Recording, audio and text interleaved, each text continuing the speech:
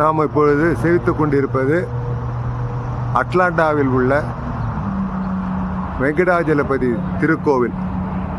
அது கோபுரத்தை சேவித்துக் கொள்ளுங்கள். அட்லாண்டாவில் உள்ள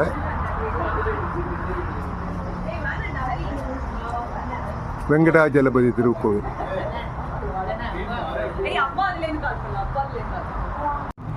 நாம் இப்பொழுது சேவித்துக் கொண்டிருப்பது அட்லாண்டா இந்து டெம்பிள் ஸ்ரீ வெங்கடேஸ்வரா திருக்கோவில். ஜோயஸ் கம்பத்தின் அடிவாரத்தில் உள்ள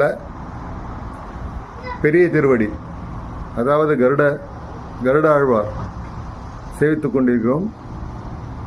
எல்லோரும் நன்றாக சேவியுங்கள். திருவடி தரிசனம்.